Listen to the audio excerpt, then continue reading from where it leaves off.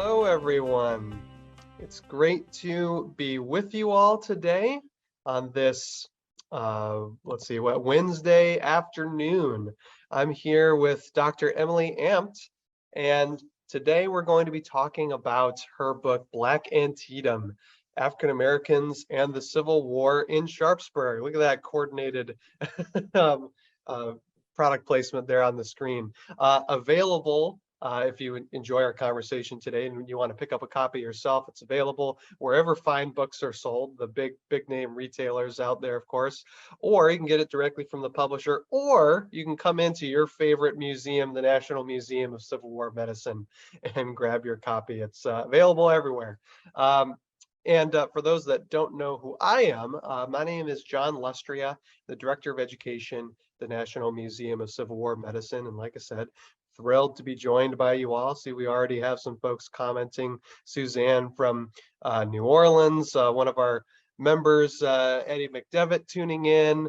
Anyway, it's always great to hear where folks are watching from. If you have any questions throughout the program, don't hesitate to chime in the comments and let us know. We'll get to as many as we can as we go along throughout the program. Quickly, before we jump in, if you enjoy our videos, go ahead and hit the like button on this one, hit the share button on this video. It's an easy, free way to support the museum and to promote this video. And a great way to stay up to date with everything that we're doing is to make sure you follow us on Facebook, Instagram. We have a TikTok page now where anywhere you get your social medias, we are. So stay up to date with the latest going on our end in that way. And if you want to take your support to the next level, consider becoming a member of the National Museum of Civil War Medicine. For as low as $25 a year, your membership goes towards supporting programming like this. And it's a great way to show us that you have been enjoying these videos, at least as much as I've enjoyed doing them. So we'd love to have you all join as members if you feel so led to do so. And then finally, one other quick word of promotion that actually applies to both Emilie and myself. Both of us are going to be presenting next week, the first full week of November, for a week-long, will be portions of a week-long digital program put on by something called the Historic Sites Consortium. A bunch of local libraries and historical societies in the area are banding together for a week-long period of digital programming centered around the theme of the Civil War's impact on communities. Emilie's again going to be presenting on her book, and I'm going to be talking about the story of the Pry family as well as Clara Barton and how their work intersected with the civilian population around the country. So it should be an excellent week of programming. You can tune into our Facebook page here to know where to go. The videos won't be here, but we're going to direct folks to where they're going to be hosted. So stay tuned for more information on that. So with all that said, I'm going to go ahead and get into our discussion. And I wonder if, Emilie, maybe you could introduce yourself to our audience, say a bit about yourself, and maybe how this project came to be in the first place. Sure. Thank you for having me here, John. I'm a big fan of the Civil War Medicine, the National Museum of Civil War Medicine, and I'm thrilled that you're carrying my book, and I'm happy to be here talking today. I am a longtime resident of Frederick County, just recently moved away to Washington County, way over the mountain. And I taught for 20 some years at Hood College in Frederick. And about 12 years ago, I started working on African American history. I'm a historian, sort of a generalist and a European historian, but I I started working about 12 years ago on local African American history before the Civil War, so the history of enslavement in Washington County. And I came to see that, Antietam battlefield is such a big part of what goes on in Washington County in terms of tourism and people coming to the area. The Civil War is such a big part of local history. And Antietam is really important for Black history, which I'll talk about in a few minutes, I think.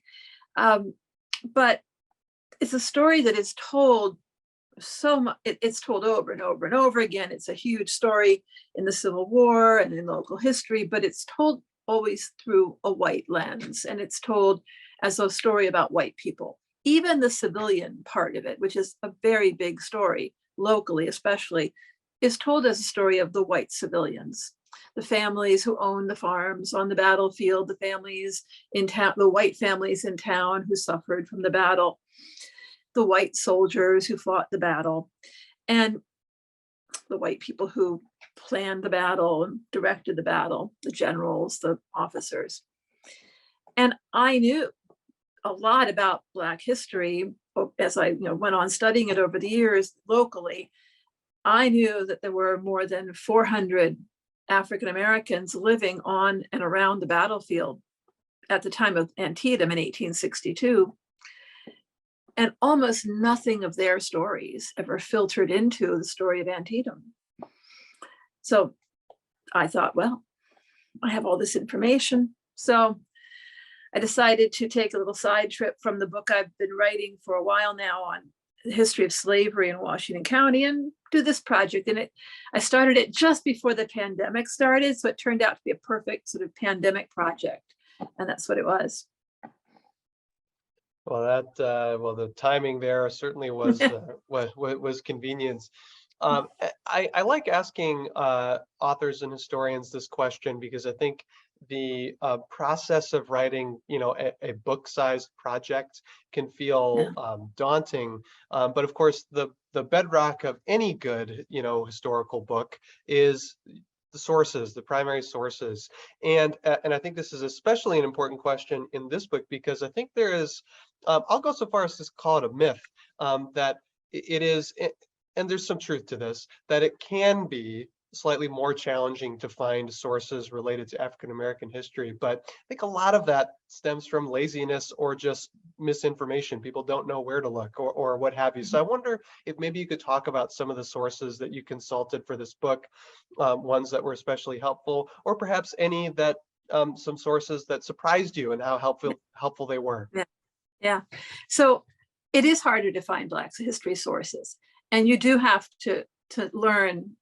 You have to take the time to learn where they are, and sometimes they are specific to Black history, and sometimes they're just the same sources that we use for all history, but you have to all local history, but you have to dig deeper into them and take more time with them to find the scattered bits that are about African Americans. So one of the reasons I could do this project in a relatively short amount of time was because I had 10 years of foundation laying. And, but I did also do specific research for this book.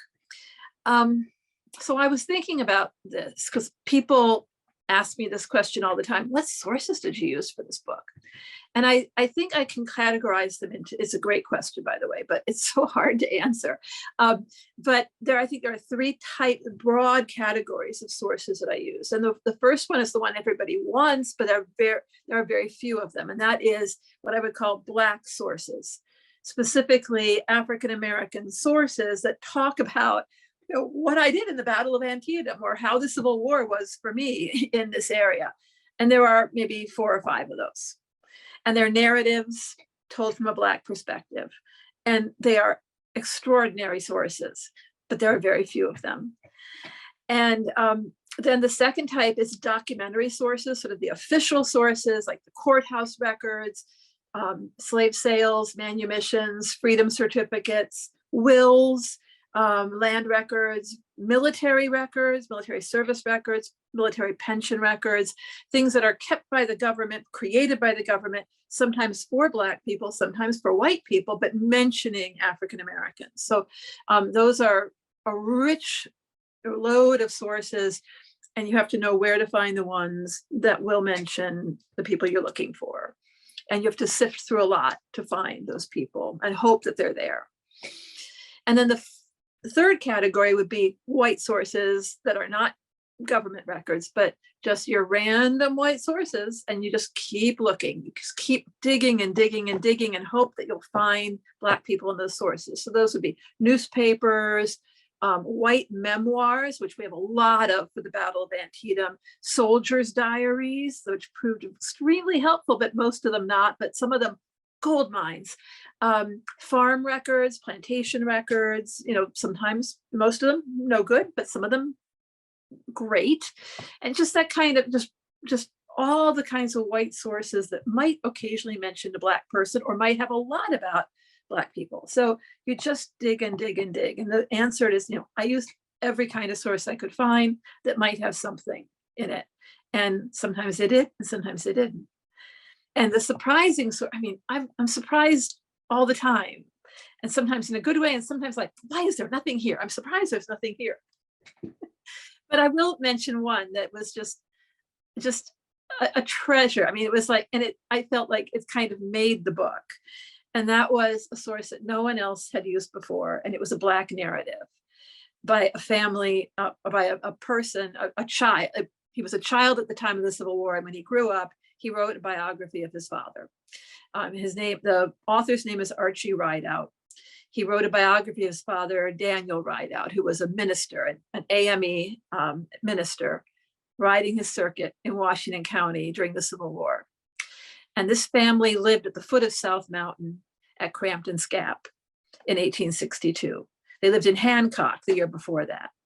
So they were witness to the bombardment of Hancock and the occupation of Hancock by the Union Army. And then they were the bombardment by the Confederates. And then they were a witness to the Battle of South Mountain, which the part of it took place in their front yard. And he wrote about it so vividly. And he wrote about what his family had experienced, what they saw, and also how, without saying, this is how it affected us as Black people, he wrote about how it affected them as Black people. There were incidents that happened that were clearly things that happened to them as African Americans that would have happened differently to white people. So that was a gold mine of a source. And I've reprinted part of it in the back of the book, along with some of the other Black narrative. Well, the other Black narratives. I have 5 Black narratives in the back of the book, just as primary sources, although I've also used them throughout the book. So that was using that source, which had never been used before. And even the rangers at South Mountain did not know about it. And the lucky thing that happened for me was that it had been put online. And I was able to find it online, full reprint, just sitting there.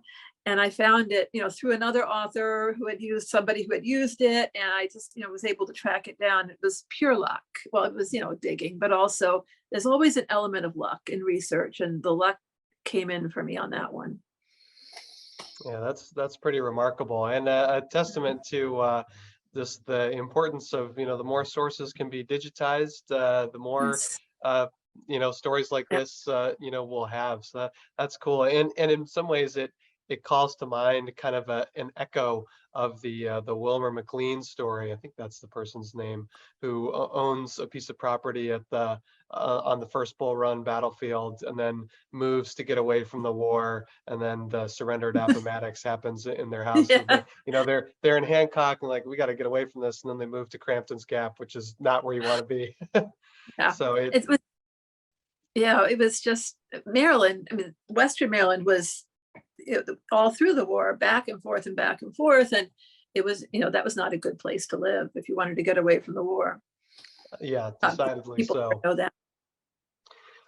So getting a little bit more specific now, obviously you've spent a lot of time researching the history of slavery in Washington County, so you were sort of primed for this book, kind of as you suggested. But I wonder if maybe you could talk about why writing about Sharpsburg, this particular area, is such a rich area to write about the Black experience during the Civil War.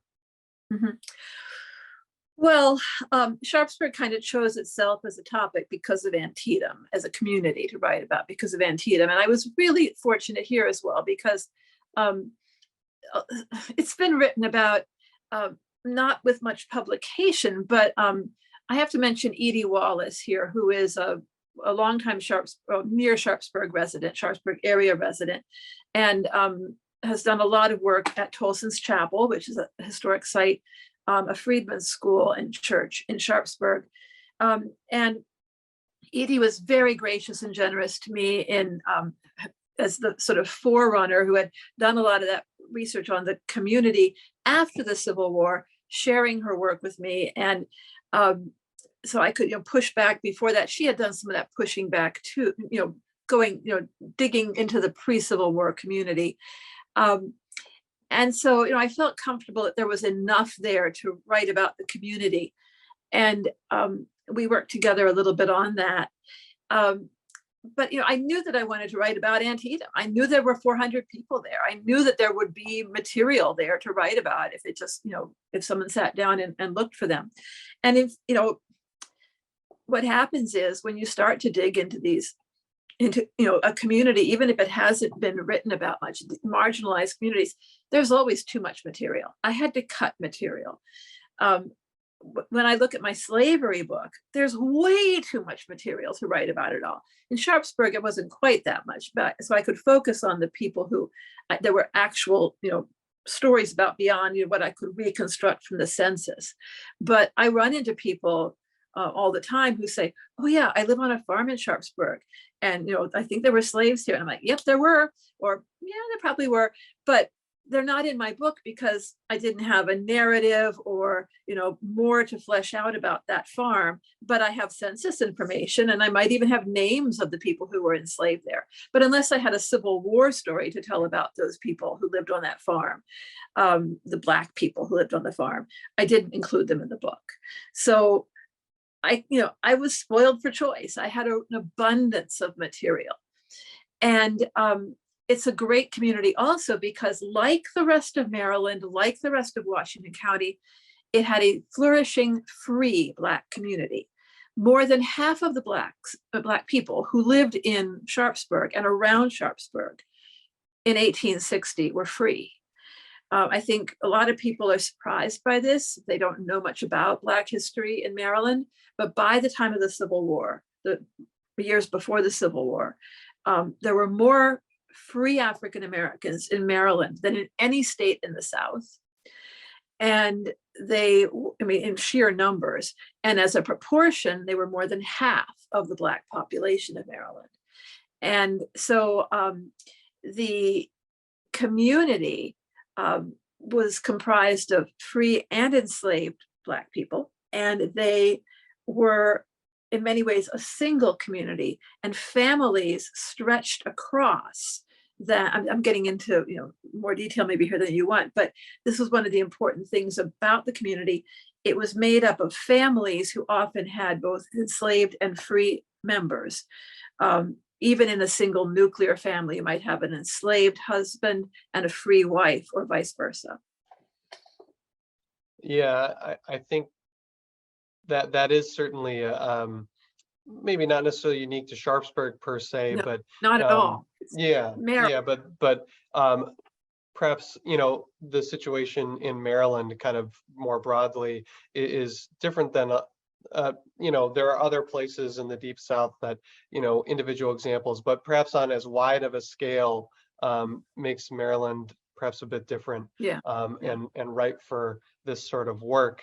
And like you said, you knew how much more there was to say about the Sharpsburg area in particular. And I should also say, the Emancipation Proclamation is also a key thing here, because Antietam is the battle that led to the Emancipation Proclamation.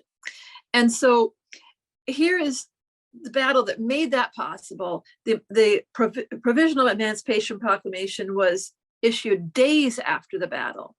And then a few months later, in January, comes the full Emancipation Proclamation.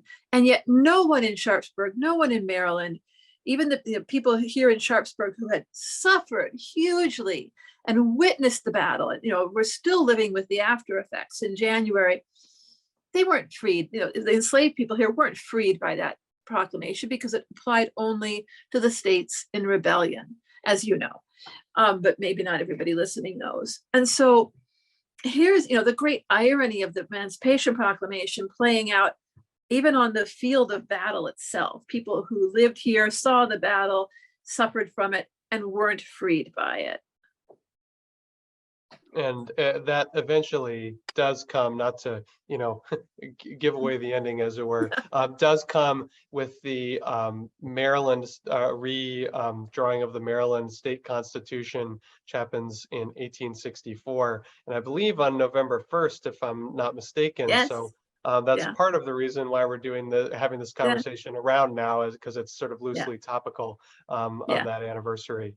Yeah.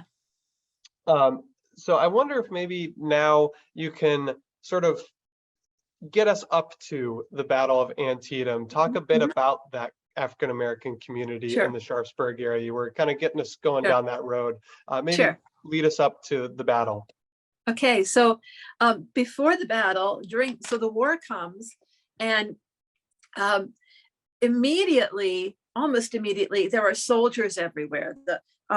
This county was a site of invasion and crossing of troops all through the war. Every summer, there'd be some kind of invasion and counter invasion. And so very quickly, there were Union troops stationed all over the county, including in Sharpsburg. And this became an experience for everyone who lived along the Potomac in Washington County, or even further away from the river.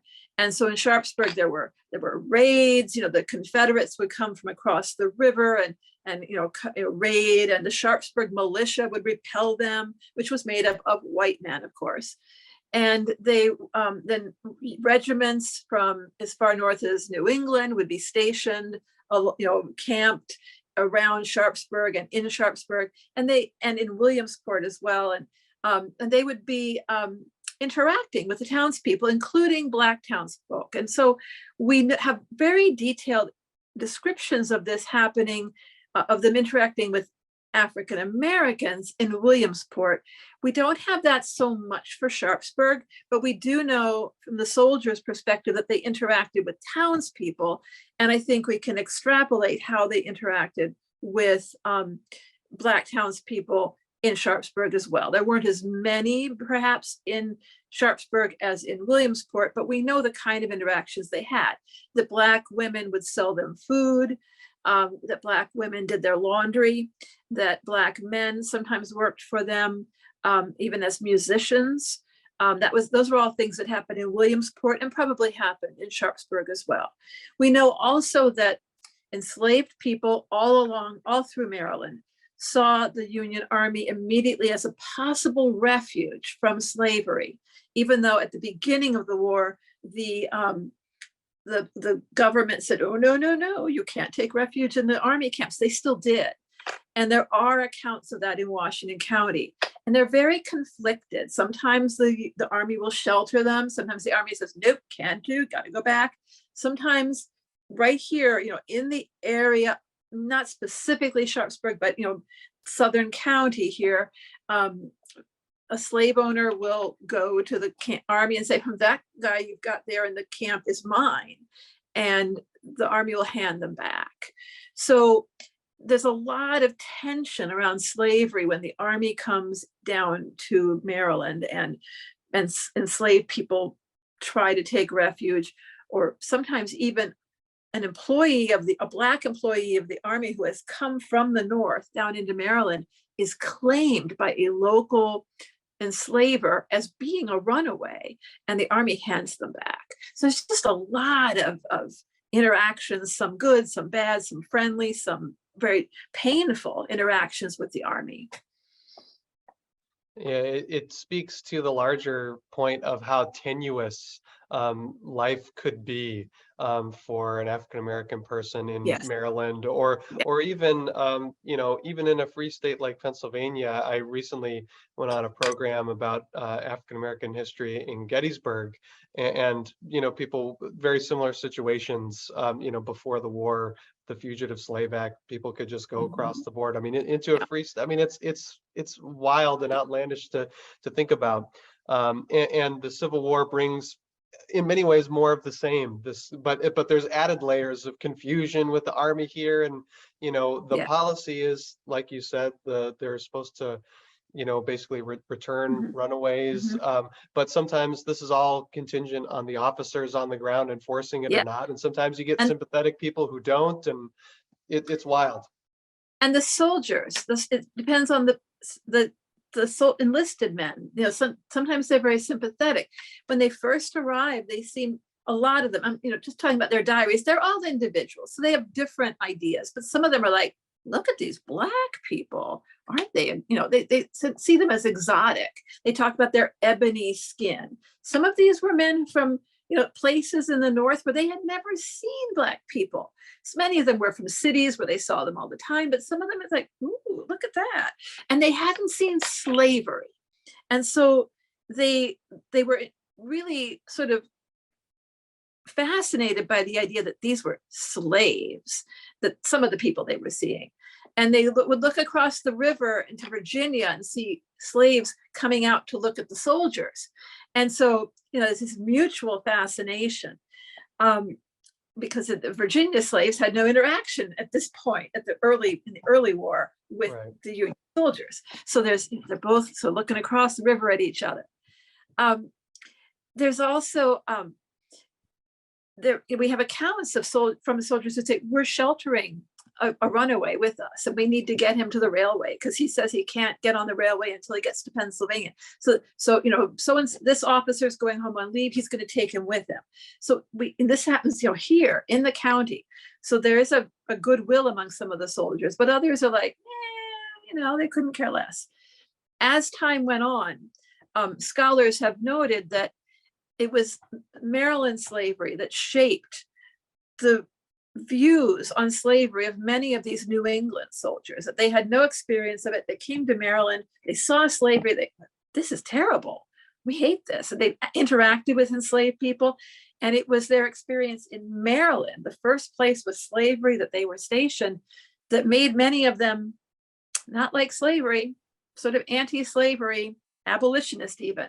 So it was Maryland and the Black people they met in Maryland who gradually turned much of the Union Army against slavery, which is good. And yeah, It's bad. It's and a terrible indictment of us, but of Maryland, but it's also a credit to the enslaved people who were able to make that good impression and persuasive impression on the soldiers.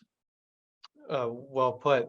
And kind of undergirding that, what that illustrates, that I think an often underappreciated aspect of the Civil War is the dramatic way it just moved people around. There people who would, kind of like you were just saying, would never have occasion to be in Maryland or slave states or encounter African Americans, period. Mm-hmm. And Mm-hmm. suddenly there they are. And that proximity, of course, Yeah. breeds all sorts of change. But yeah, I think it's often lost on people, because there's lots of other very important things to talk about in the context of the Civil War. But I think it's often lost on folks, how significant and unusual the Civil War was in moving hundreds of thousands of people around the country where they would never have occasion to go in their regular lives for any reason. So Speaking of movement, one of the things that happens as soon as the war starts is that enslaved people start leaving. And they don't only go into military camps where at the beginning they don't get much help, or they're not supposed to get help according to the higher ups, but they also go north from here, from Washington County, across the Pennsylvania line. And excuse me, we don't have statistics ever about runaways or escapees and freedom seekers, but we know, there's a general sort of impression that historians and writers at the time had, and even commentators in the newspaper would say that since the beginning of the war, it has just been impossible to keep our slaves here. And so there's clearly a perceived increase, at least, in escaping from slavery.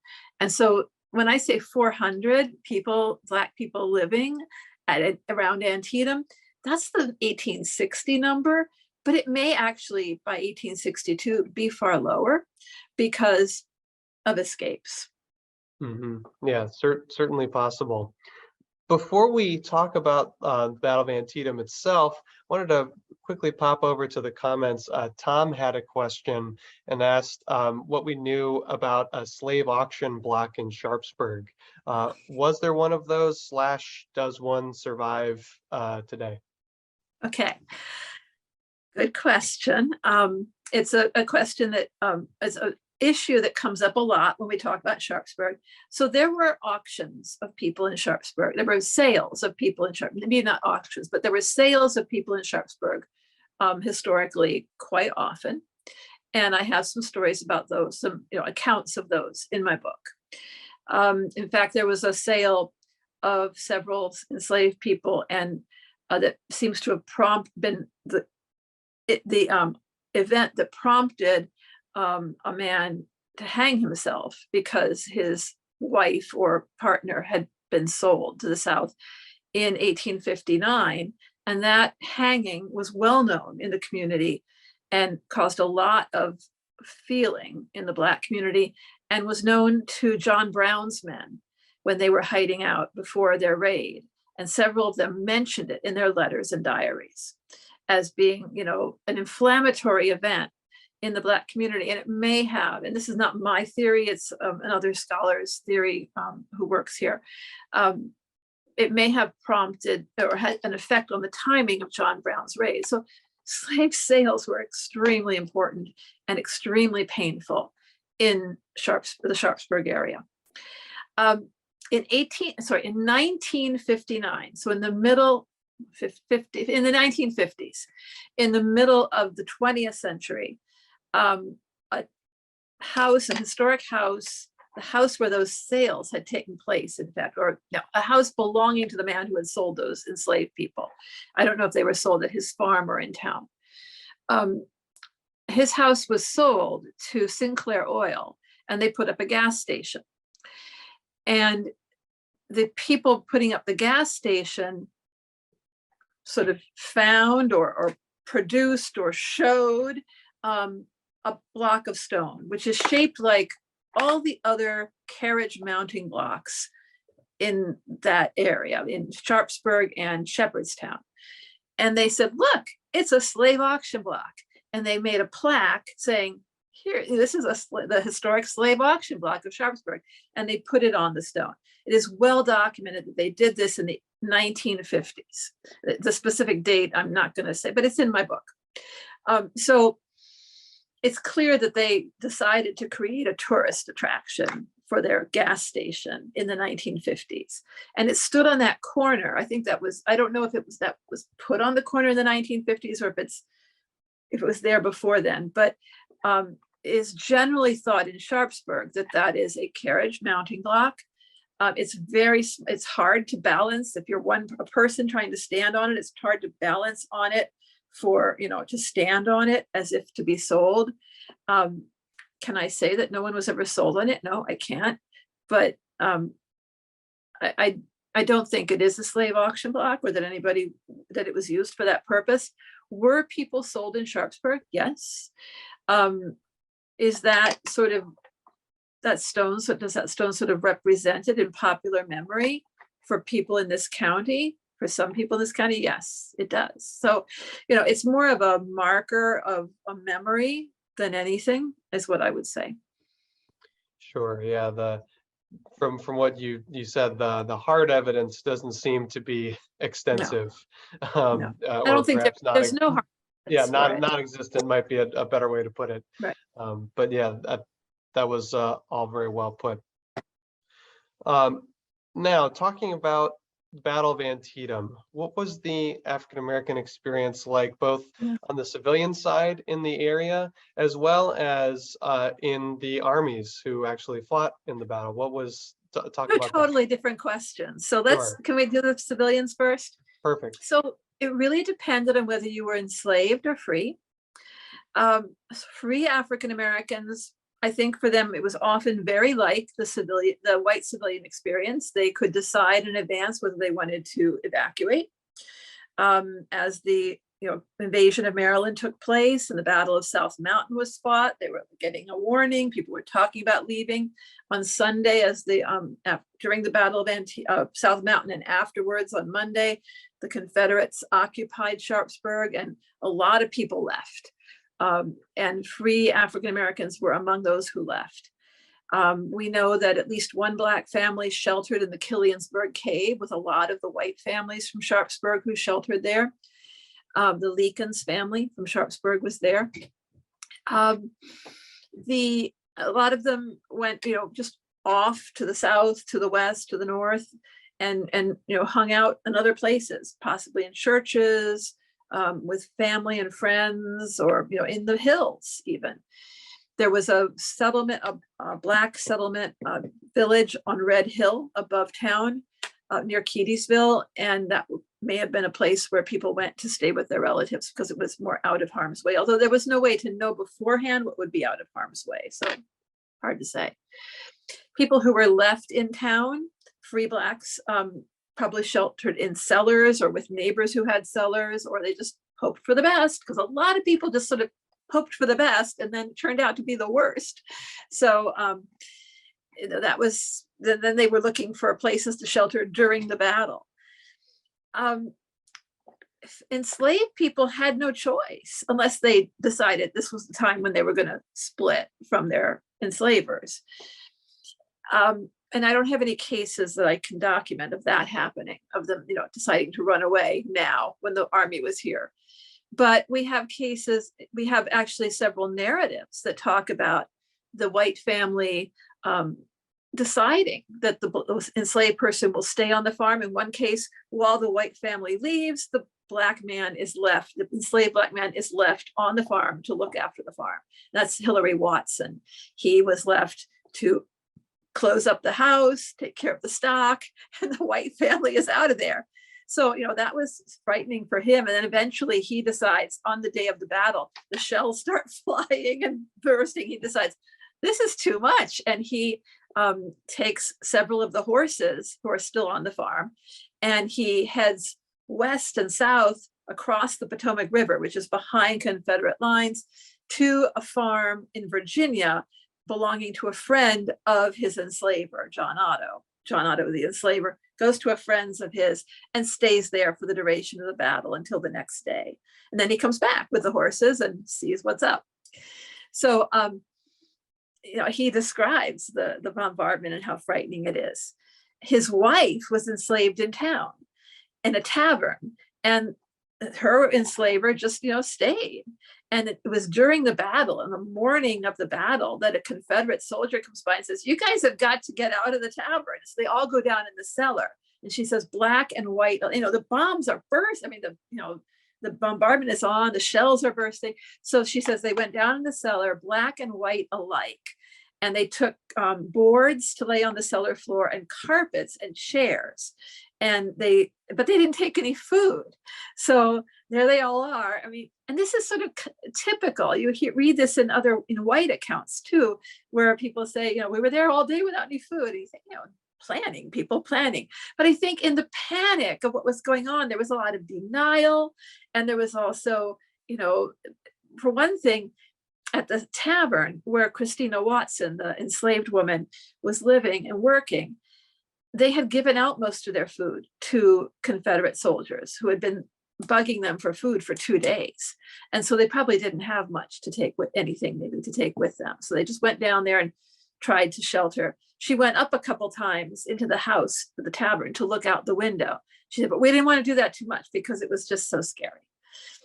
So, and her account is very colorful and more technical really than her husband's. She shows more sort of military awareness, I think. She talks about small arms fire. She talks about the armies the day before the battle sort of feeling for each other. And Hillary, her husband, he's more, doesn't really talk that much about what the armies are doing or the types of weapons. So I think that's interesting. She was more remembering many years later, more of the military side of things. They were both interviewed when they were old bold civilians in 1913, and their accounts were written down and published. So we have those very valuable accounts, several pages long, each of them. And I've reprinted those in my book too. Although I used them throughout the book, I reprinted the whole thing for each of them in the back. I think that for so many people, we don't know exactly what was happening, but we can piece together from white accounts, and that was something I did a lot, the mentions of the enslaved people. And so I can look at some of the farms where there were slaves, and from a white memoir or a white letter, I can say, this was happening there, and the enslaved people, sometimes I know their names, did this or did that and experienced this or that. And the shocking, the troubling thing is how often, the basic state of being enslaved on one of these farms was that you got to make no decisions. The white people made your decisions for you during the battle. Yeah, troubling, especially, in an intense time of crisis, as a Civil War battle was. Yeah, that's really tough. And those accounts are pretty remarkable that they are. that you shared. Love that. What about the experience of people who were with the armies? So these would be people that came to the area with the armies, so not local, presumably, is that right? Okay. Right, exactly. So 1862, when the Battle of Antietam was fought, was before there were Black troops in the US Army. In fact, the battle led to the Emancipation Proclamation, which was the document that said, we're going to enlist Black men in the Army. So one thing that the Emancipation Proclamation did change for enslaved people in Maryland was that it opened the door to enslaved men enlisting in the Army as a way of getting freedom. And of course, free Black men as well could enlist in the Army because of the Emancipation Proclamation. But in 1862, that hadn't happened yet. So there were no US colored troops, Black troops in the Army. But there were hundreds, thousands probably, of Black men in support capacities, non-combatant roles in the US Army at Antietam, and the same thing on the Confederate side. The difference being that the Confederates had enslaved Black men supporting their army, and the Union had free Black men almost entirely, although there were a few slaves too. So these men on both sides were doing all the roles, the support roles that an army needed. Laborers who were digging ditches, felling trees, building roads, all that heavy duty work. They were working with animals as mule drivers, teamsters, loading wagons, taking care of horses, blacksmithing, all that kind of driving the cattle, taking care of the cattle that were being driven along as food on the hoof, all that kind of animal work. And they were working with soldiers and officers as servants, cooks, orderlies, and so on.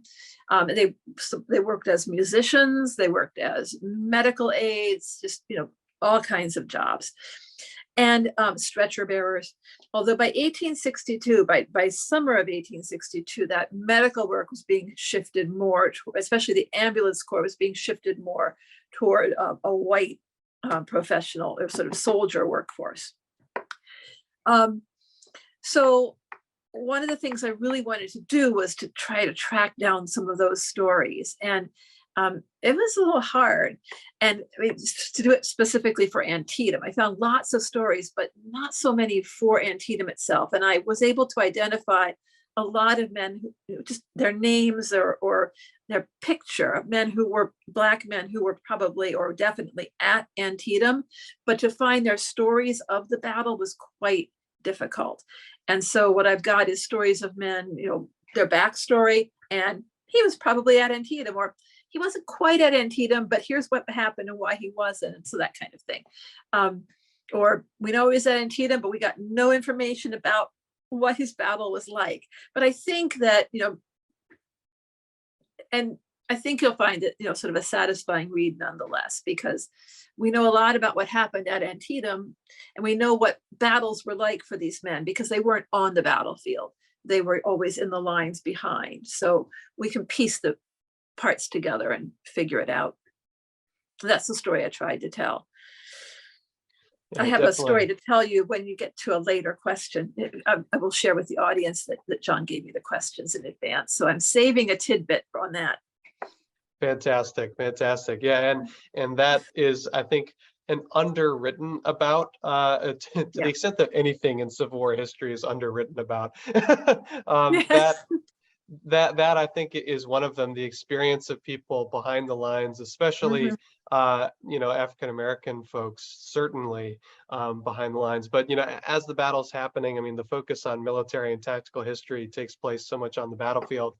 Yeah. The medical response can fall under this, but what are these other Mhm. people doing while the battle's happening? So there's definitely a lot out there to be said, and I'm glad that you were able to say some of that in this book. Well, given that talking about the African American experience, the Battle of Antietam, and given that we operate the Pry House as one of our 3 locations, an African American woman who lived there, Georgiana Rollins or Georgianne Rollins, I think written differently in different places, if Yes. memory serves. Um, we know that she lived there, and we knew some things about her, but you have uncovered some new information that maybe kind of reframes our perspective a little bit about her. And so I wonder if you could share with the audience her experience. And I know we're in the midst of or I should say, at the beginning stages of a pretty sizable reinterpretation across all 3 of our sites. And when we redo the Pry House, currently, her story isn't really showcased anywhere on our. I mean, we've been talking about her for several years now, but she's not represented, in one of our panels, in the static interpretation that's there, and we're looking to change that going forward. So anyway, Yeah. I wonder if you might introduce our audience to her if they've never heard about her, and Yeah. say a few words about her story. Yeah. Well, when I started to look for Georgianne, and I'm going to call her Georgianne because that's the name that was more common in the sources, though she's sometimes called Georgina. Um, so Georgianne, when I started to look for her, I found a blog post by Emily Hubner, who is works for the Heart of the Civil War heritage area. And that was really helpful in directing me toward some of the later sources for during the Civil War and after the Civil War. And Georgianne has a fascinating tidbit of a story for the Civil War at the Pry House. But I was so pleased to be able to locate her before the Civil War. So Georgianne was born to a free Black family in Sharpsburg. Her father was named Emmanuel Rollins, and he owned property in Sharpsburg on Antietam Street. And his house was part of an enclave of Black houses all next to each other on what is now Antietam Street. And this was one of the oldest Black property. Well, next to him was one of the oldest Black properties, probably the oldest Black owned property in Sharpsburg. And it was sort of a family compound. Now, he wasn't part of that family or that compound as far as I know, but it's interesting that he's next to it. And so his wife, Georgianne's mother, may have been part of that family. And they were sort of, the Black elite in a way, and that they were the oldest Black landowners in Sharpsburg. But Emmanuel Rollins, Georgianne's father, died in 1859 when Georgianne was 11. And there doesn't seem to have been a mother in the picture, although, just sort of riffing here, her mother may have been enslaved, in which case Georgianne, who was free, must have been purchased out of slavery. I haven't found any evidence for that. It's more likely that her mother was free and died earlier. So Georgianne and her younger sister Mary were orphaned in 1859. They inherited the house. We know that because later on they had the property and they sold it when they were adults. So that house was theirs, but they're 11 and younger, so they can't be living there on their own. So somehow they get sent off to work, and that was very common for what we would consider children, Black children, to go out to work at a really young age. And you're nodding, you know this. So so Georgianne gets sent to the Pry House, Philip Pry's house, which would later be on the battlefield. And Pry House is up on this very, highish hill, on the road between Sharpsburg and Boonesboro. And so there she was. In 1860, she's noted in the census there, along with another Black free woman, Amanda Samper, I think. Her name is something like that. But when I was looking for people to talk about in the book, I would only talk about them I would only say they were there for the battle if I could prove they were there during the battle or after the battle. And so this other woman, I only have her in the census in 1860, so I don't assume that she was still there in 1862. But we know that Georgianne was there in 1862 because, as you probably know, after the battle, right after the battle, when one of the problems with, before that, I should say, the Pry House was General McClellan's headquarters. At least most people think it was. There's a challenge to this now, but it's generally thought that it was his headquarters. It was certainly full of soldiers and officers.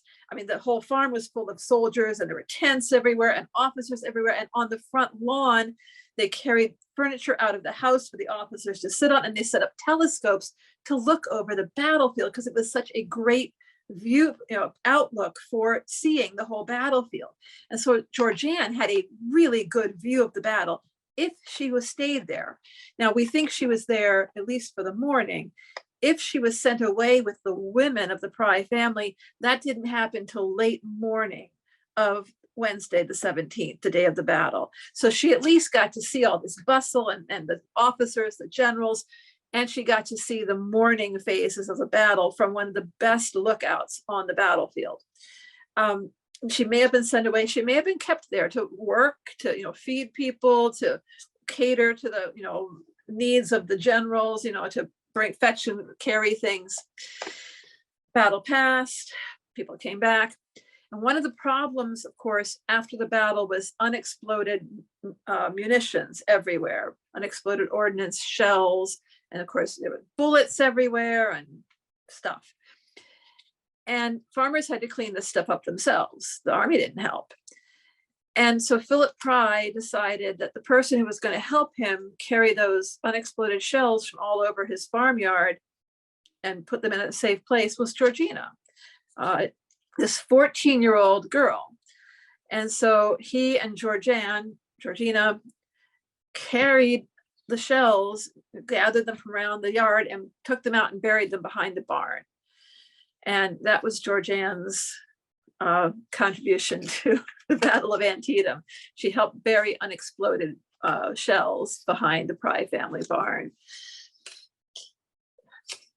Yeah, that's a heck of a way to spend the aftermath of the battle, and worth noting that, and we say this all the time here at the museum, that Civil War battles are so much more than, the day or multiple days on which they're fought. They extend far beyond that. And, the experience of carrying around unexploded ordnance, presumably not in an extremely safe setting, to the extent that it's possible to be safe with unexploded ordnance.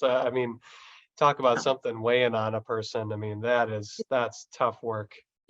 People were maimed and killed by those moving those, and usually it was because they did something like put it in a vise or put it in the oven. People were fascinated by these shells for decades afterwards, and they were still plowing them up and playing with them. So presumably, most people were careful with them and most people weren't hurt by them, but they talked about them for decades afterwards. So yeah. So thank you for sharing a bit about Georgianne's story at the Battle of Antietam, and then the other kind of aspect of this book that we're sort of honor bound to highlight, given that we are a medical museum. I wondered if in your research or in the process of putting the book together, if you came across any medical stories related to African American folks.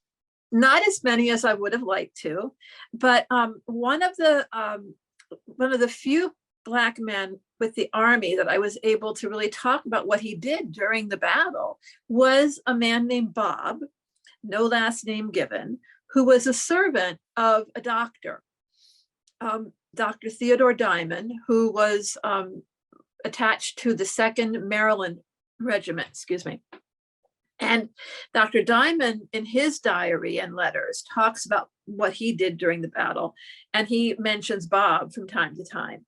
So Dr. Diamond and Bob arrived on the battlefield, I think the day before, and I'm just going to check here. They got there on Sunday the 15th, so several days before. And the first thing that Bob had to do, Bob was a general servant. He wasn't a medical servant, but he did help the doctor with whatever the doctor needed. So he had to go and look for food. And so he went around to farmhouses looking for food. This was on Sunday. And the doctor says that being Black, he couldn't find any food. So I'm guessing that, I mean, because people in Sharpsburg were perfectly used to Black men, but I'm guessing that a stranger, and a stranger who was Black, did not inspire trust in them. So we have there, you know, a racial element to the story that is told about Bob. And then when the battle began on Wednesday, Bob was told to, he was, you know, sheltering and crouching. He wasn't told, he was sheltering and crouching, according to Dr. Diamond. And then after breakfast, Diamond told Bob to shelter behind some haystacks. Like, haystacks? I mean, we know haystacks are not going to give him much shelter, but he's told to wait there with the horses behind, with Dr. Diamond's horse. There's just one horse in the story. So Dr. Diamond tells Bob to keep the horse behind the haystacks, which gives him some, you know, cover, but not any actual protection. But this is apparently back behind the lines. And Bob spent the day, most of the day, behind the haystacks with the horse, just hanging out, while the doctor was on the field. So apparently the doctor did not think that Bob would be helpful to him in a medical sense. So I'm guessing Bob was not trained in any kind of medical support. And then after the, in the late afternoon, Diamond decided to move to Belinda Springs to start to set up a field hospital. And he came back for the horse, and the doctor got on the horse and rode to Belinda Springs, which is a few miles from where they'd been sort of set up. And he says to Bob, meet me there. And so Bob has to go on foot where the doctor has ridden. So, and that seems to be like the pattern of their working relationship. And then, you know, the doctor is carrying the sick and wounded. And I don't know how much he, you know, was able to use Bob to care for the sick and wounded. This seems to have been a situation. I mean, obviously this was a situation where all hands on deck, you know, but whether Bob was useful to him in that way or not, he doesn't say.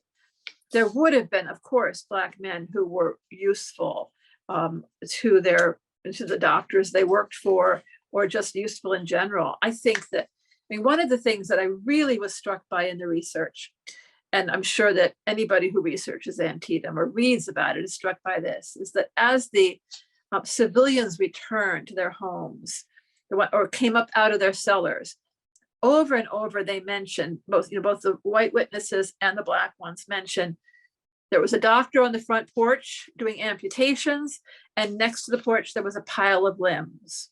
Or I came in the back door and next to the house there was a pile of limbs. They just keep mentioning this, and it's obviously something that they couldn't help but record in their memories. This seems to have been one of the things that just struck everybody as, you know, the most horrific thing that they saw was this, the byproduct of medical care that was amputation. Yeah, it'll certainly get your attention. Not something that you see a whole lot on a regular basis, even back then. As we're coming to a close here, I wondered, I always like asking authors this question as well. Now that the book's been out there in the world for a while, what is your hope for the book now that it's out and people are consuming it and whatnot? Yeah, what do you hope for the book? The hope that I had when I wrote the book is that people will see. It's this grandiose hope, but it's really a modest one too. I think is that people will understand that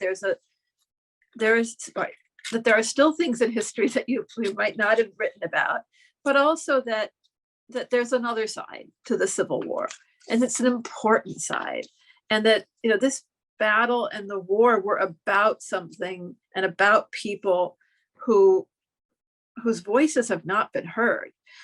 And that, in fact, you know, if you read the book, especially the end of the book, you'll see that these stories were there all along, and they were not recorded, and they were not considered important for a long time, and they are really important.